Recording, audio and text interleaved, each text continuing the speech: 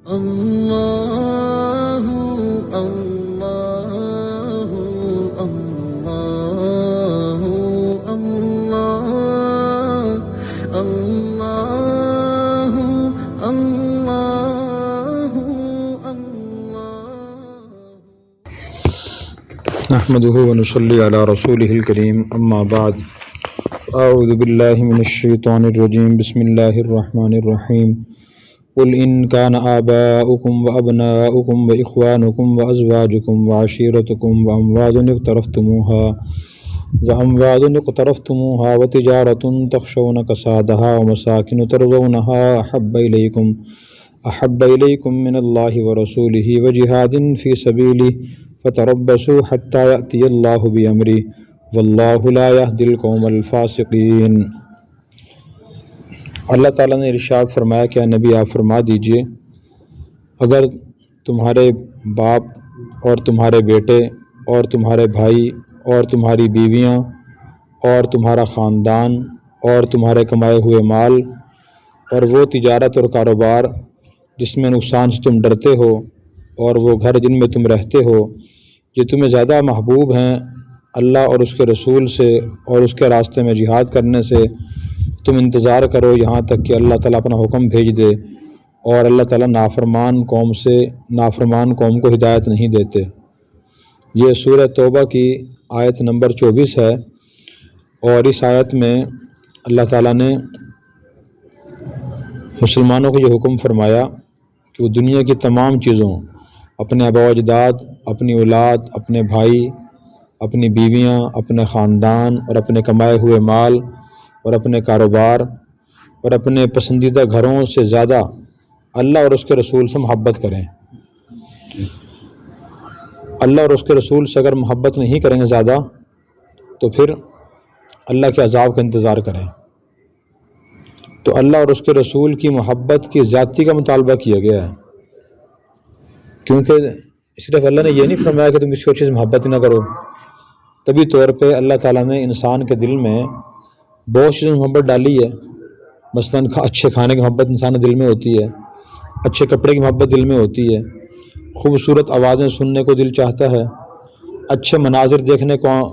آنکھیں چاہتی ہیں، آنکھیں دیکھیں مناظر۔ اسی طرح جس چیز سے انسان کا دل خوش ہوتا ہے اس سے قریب جانے کو انسان کا دل چاہتا ہے۔ تو اللہ تعالیٰ نے یہ نہیں فرمایا کسی اور چیز سے محبت نہ کریں، محبت اور چیزوں سے بھی کریں، لیکن غالب جو محبت ہے وہ اللہ اور اس کے رسول کی ہونی چاہیے۔ یہ ایک مطالبہ بھی ہے ہم سے، اور اس کی ہر مسلمان کو ضرورت بھی ہے، اس لیے کہ جب اللہ اور اس کے رسول کی محبت سب سے زیادہ غالب ہوگی پھر انسان دین کو، قرآن کو، نبی کی تعلیمات کو زیادہ اہمیت دے گا، اور اگر دنیا کی محبت غالب ہوگی تو پھر انسان دیکھے گا کہ ایک وقت میں اللہ رسول اور دین کا مطالبہ بھی ہے اور دنیا کا مطالبہ بھی ہے، تو پھر اگر دنیا کی محبت غالب ہوگی تو انسان دنیا کے مطالبے کو زیادہ اہمیت دے گا۔ دنیا میں ایسا ہی ہوتا ہے، ایک وقت میں انسان کو دو کام پیش آ جائیں تو انسان سوچتا ہے کہ زیادہ اہم کام کون سا ہے، اہم کام کر لیتا ہے، غیر اہم کام چھوڑ دیتا ہے۔ دو شخصیات بلائیں، دو جگہ سے دعوت نامہ آ جائے کہ آپ نے فلاں دن آنا ہے، تو انسان سوچتا ہے کہ ذرا میرا تعلق کس سے ہے، مجھے ذرا میرے دل میں اہمیت کس کی ہے، جس کی ذرا اہمیت ہو اس طرف انسان چلا جاتا ہے۔ تو اس لیے اپنے دل میں اللہ اور اس کے رسول کی محبت پیدا کرنا بھی ضروری ہے، اور اس کو اور محبتوں پہ غالب کرنا بھی ضروری ہے۔ ایک ہوتا ہے محبت کا پھر دعویٰ، وہ تو ہر مسلمان کرتا ہے، جس سے پوچھو کہتے ہیں مجھے تو حضور صلی اللہ علیہ وسلم بڑی محبت ہے جی، اتنی محبت ہے میں تو حضور کے وجہ سے جان بھی قربان کر دوں گا۔ تو اس دعوے کی ضرورت نہیں ہے، کیونکہ دعویٰ علیحدہ چیز ہے اور حقیقت علیحدہ چیز ہے۔ تو ہر چیز کی دنیا میں دو چیزیں ہوتی ہیں، ایک شکل و صورت، ایک حقیقت۔ جیسے ہم سیب کھاتے ہیں، ایک تو سیب کا حجم ہے اور ایک اس کی شکل و صورت ہے، ایک اس کے اندر فوائد رکھے ہوئے ہیں، کیلا استعمال کرتے ہیں، جتنی بھی جڑی بوٹیاں ہیں ایک ان شکل و صورت ہے اور ایک اندر ان کے حقیقت ہے، فوائد ہیں کہ چیز ٹھنڈی ہے، گرم ہے، اور یہ جسم میں کون سے عضو کے لیے مفید ہے، معدے کے لیے، جگر کے لیے، دماغ کے لیے، دل کے لیے، آنکھوں کے لیے مفید ہے، وہ اندر اس کے فوائد رکھے ہیں۔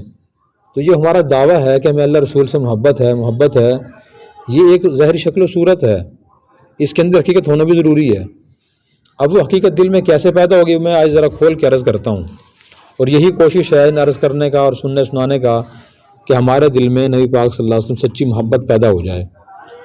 تو محبت ایک لفظ ہے اور اس کی حقیقت ہے دل کا کسی چیز کی طرف مائل ہونا۔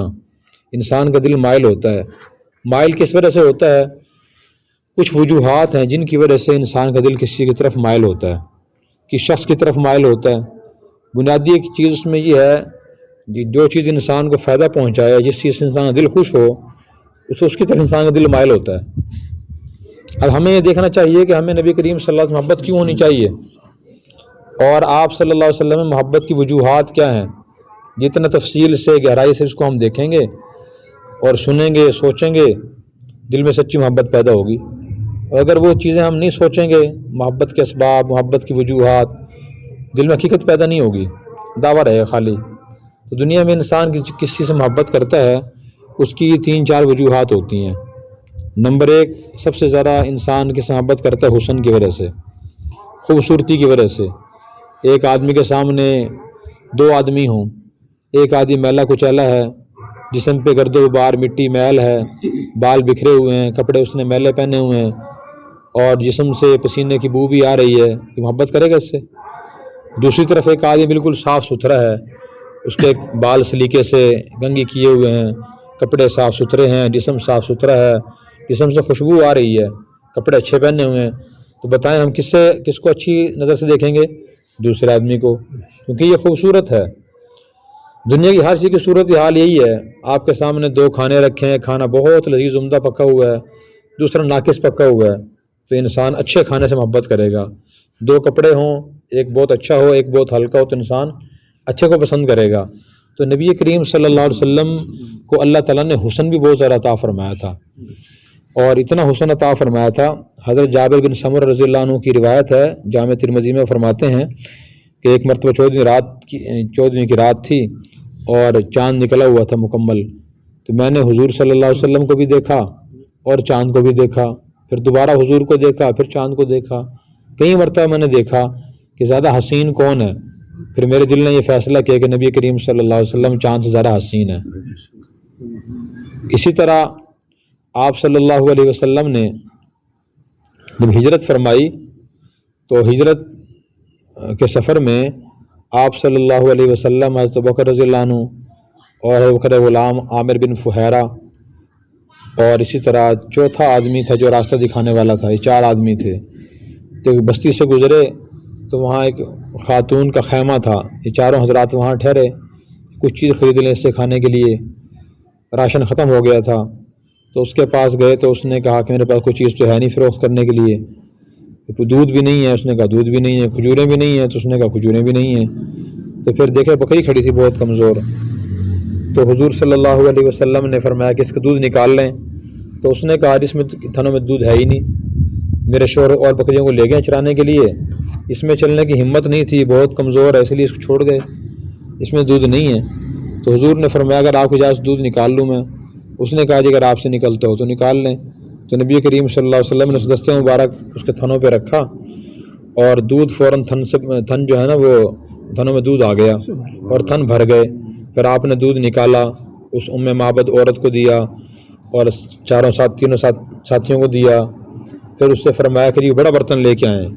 کوئی 7-8 کلو والا بڑا برتن وہ لے کے آئیں، پھر آپ نے دودھ نکالا وہی بھر گیا، آخر میں آپ نے خود پیا۔ تو وہ جب آپ وہاں سے روانہ ہوئے تو وہ آپ کو دیکھتی رہی، اس کے شوہر آیا تو اس کے شوہر نے کہا کہ دودھ کہاں سے آیا؟ تو معبد نے نبی کریم صلی اللہ علیہ وسلم کی تعریف جو بیان فرمائی اس میں سارا حلیہ بیان کیا، اور اس نے کہا کہ جی ایک شخص آئے تھے، ان کا چہرہ ایسا تھا، ان کی آنکھیں ایسی تھی، ان کے ناک ایسی تھی، ان کے کان ایسے تھے، تو انہوں نے بیان کیا، اور نبی کریم صلی اللہ علیہ وسلم صحابہ کرام نے بھی حلیہ بیان کیا آپ کا، کہ آپ کا حلیہ مبارک جو تھا بہت زیادہ خوبصورت تھا، اتنا خوبصورت تھا کہ آپ کا جو قد مبارک تھا نہ بہت لمبا تھا، جیسے آدمی بہت زیادہ لمبا ہوتا ہے برا لگتا ہے، نہ بہت زیادہ چھوٹا تھا جسے بونا کہتے ہیں ہمارے ہاں، کوڈو کہتے ہیں چھوٹے قد کا آدمی، نہ آپ کوڈو تھے، نہ آپ کا قد بہت لمبا تھا، ذرا اونچا تھا لیکن اعتدال کے ساتھ اونچا قد تھا آپ کا۔ آپ کی آنکھیں مبارک بڑی تھی، تو بڑی آنکھیں خوبصورتی کی علامت ہوتی ہیں، آپ کی ناک مبارک اٹھی ہوئی تھی، ناک بیٹھی ہوئی ہو تو وہ اچھی نہیں لگتی، اٹھی ہوئی ناک خوبصورت لگتی ہے۔ آپ کے رخسار مبارک بھرے ہوئے تھے، رخسار خالی ہو جائیں، اندر پھنسے ہوئے ہوں تو اچھے نہیں لگتے۔ اسی طرح آپ کے جسم کے سارے اعضاء بالکل متوازن تھے، خوبصورت جسم تھا۔ ہمارے جسم سے گرمی کے موسم میں پسینہ آتا ہے، اس میں بو ہوتی ہے، لیکن نبی کریم صلی اللہ علیہ وسلم کے پسینے میں خوشبو ہوتی تھی۔ اور جب آپ کو پسینہ آتا گرمی کے موسم میں تو صحابہ کرام بوتلوں میں شیشے میں پسینہ محفوظ کر لیا کرتے تھے اور خوشبو کی جگہ استعمال کیا کرتے تھے۔ اس لیے حضرت حسان بن ثابت رضی اللہ عنہ نے فرمایا وَأَحْسَنُ مِنْكَ لَمْ تَرَ قَطُّ عَيْنِي وَأَجْمَلُ مِنْكَ لَمْ تَلِدِ النِّسَاءُ، کہ آپ سے زیادہ حسین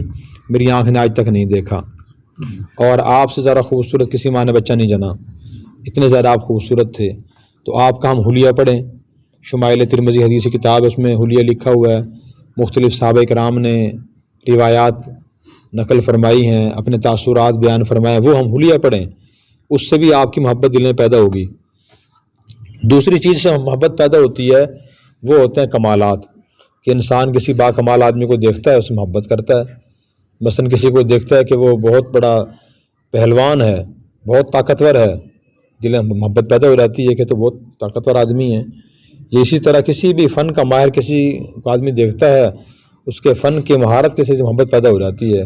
کہ فلاں آدمی کو فلاں کام میں بڑی مہارت حاصل ہے، فلاں بڑے صاحب علم ہیں، فلاں بہت بڑے ڈاکٹر ہیں، فلاں بہت بڑے انجینئر ہیں، فلاں بہت بڑے سائنسدان ہیں، فلاں بہت نیک آدمی ہیں، تو کسی کمال کے ساتھ محبت پیدا ہوتی ہے۔ تو نبی کریم صلی اللہ علیہ وسلم میں کمالات بھی سارے تھے، اللہ نے آپ کو نبوت عطا فرمائی، امام الانبیاء بنایا، خاتم النبیین بنایا، وقت کا بادشاہی بنایا، اور آپ کو معراج کرائی، تو آپ کو فتوحات عطا فرمائیں، مکہ فتح ہوا،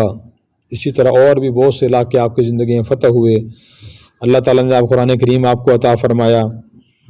جو پہلی تمام کتابوں تورات، انجیل، زبور، ابراہیم علیہ السلام، موسیٰ علیہ السلام کے صحیفوں کا خلاصہ ہے۔ اس میں تمام کتابوں کے مضامین آ گئے ہیں، قرآن کریم میں خود اللہ نے یہ بات بیان فرمائی ہے۔ تو اتنے اونچے کمالات اللہ تعالیٰ نے آپ کو عطا فرمائے،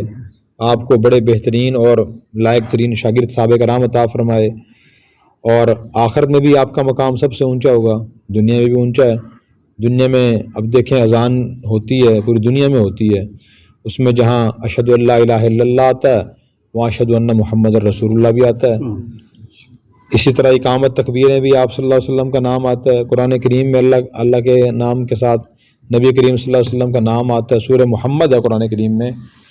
26ویں سپارے میں، اور 4 مرتبہ اللہ تعالیٰ نے آپ صلی اللہ علیہ وسلم کا نام لیا، قرآن کریم میں محمد 4 مرتبہ آیا ہے۔ اور دنیا میں دیکھیں نبی پاک صلی اللہ علیہ وسلم کو دنیا سے پردہ فرمائے ہوئے تقریباً 15 صدیاں گزر چکی ہیں، تو اب تک آپ کا نام روشن ہے۔ دنیا میں بڑے بڑے فاتحین آئے، طاقتور لوگ آئے، سائنسدان آئے، بادشاہ آئے، ہر فن کے ماہرین آئے، لیکن سب سے زیادہ آپ صلی اللہ علیہ وسلم کا نام روشن ہے، یہ اللہ نے مقام عطا فرمایا۔ ایک ریسرچ اور تحقیق یہ ہے کہ دنیا میں سب سے زیادہ تیزی سے پھیلنے والا مذہب اسلام ہے۔ اتنی تیزی سے نہ یہودیت پھیل رہی ہے، نہ عیسائیت پھیل رہی ہے، نہ بدھ مذہب پھیل رہا ہے، نہ ہندو مذہب پھیل رہا ہے، نہ کوئی اور مذہب، جتنی تیزی سے اسلام پھیل رہا ہے، تو اس کی حقانیت کی وجہ سے یہ پھیل رہا ہے۔ تو اللہ نے یہ آپ کو کمالات عطا فرمائے۔ پھر دنیا کے اور جتنے بھی کامیاب لوگ آئے ان کی نظر دوڑائیں تو انہیں کامیابی صرف ایک کام میں تھی، کسی نے صرف سائنس میں محنت کی ہے، کسی نے صرف حکمت میں محنت کی ہے، اور وہ بڑے حکیم تھے۔ لیکن نبی کریم صلی اللہ علیہ وسلم کے جو کمالات ہیں وہ ہم جہت ہیں، ہر طرف سے ہیں۔ اب دیکھیں آپ نے اچھے عقائد نظریات بھی عطا فرمائے، اور آپ نے عبادات بھی عطا فرمائیں، معاملات کے بارے میں تعلیمات ارشاد فرمائیں، معاشرت کے بارے میں، اخلاقیات کے بارے میں، اور پھر آپ نے جہاد کے بارے میں تعلیمات دیں، دعوت تبلیغ کے بارے میں تعلیمات دیں، آپ نے تبلیغ بھی فرمائی، جہاد بھی فرمایا، تعلیم بھی دی اور تربیت بھی فرمائی۔ آپ نے خاندانی نظام کے اصول ہی بیان فرمائے، بیوی کے حقوق، شوہر کے حقوق، اولاد کے حقوق، پڑوسیوں کے حقوق، غریبوں کے حقوق، چھوٹوں کے حقوق، بڑوں کے حقوق، بادشاہوں کے حقوق، رعایا کے حقوق، آپ نے سب کے حقوق دیکھیں بیان فرمائے۔ تو زندگی کوئی شعبہ آپ نے چھوڑا نہیں جس کے بارے میں آپ نے تعلیم نہ دی ہو اور آپ نے عمل کر کے نہ دکھایا ہو، تو کتنا بڑا کمال ہے۔ اسی طرح آپ کے معجزات پڑھیں، تقریباً 300 معجزات آپ کی کتابوں میں لکھے ہوئے ہیں، 300 معجزات، یعنی معجزہ کہتے ہیں ایسے کام کو کہ عام آدمی سے کرنے سے عاجز ہو، وہ نہ کر سکتا ہو، تو اللہ تعالیٰ انبیاء علیہ السلام سے معجزات کراتے ہیں، ان کو معجزات عطا فرماتے ہیں تاکہ لوگوں کی طرف متوجہ ہوں کہ یہ ہم جیسے عام آدمی نہیں ہیں، یہ ہم سے بہت اونچے کوئی شخصیت ہیں، واقعی اللہ کے نبی ہیں۔ اب آپ کے بہت سے معجزات تھے، ایک معجزہ یہ بھی تھا جو سورہ قمر میں ہے 27 پارے میں، اقتربت الساعہ وانشق القمر، کفار نے ایک مرتبہ آپ سے کہا کہ آپ کے چاند، اور اگر آپ نے ابھی تک ہمارا چینل سبسکرائب نہیں کیا تو فوراً سبسکرائب کیجئے، ساتھ ہی بیل آئیکن پر کلک کریں تاکہ مزید آنے والی ویڈیو ہے وہ آپ کو وقت پر ملتی رہیں۔ اللہ حافظ۔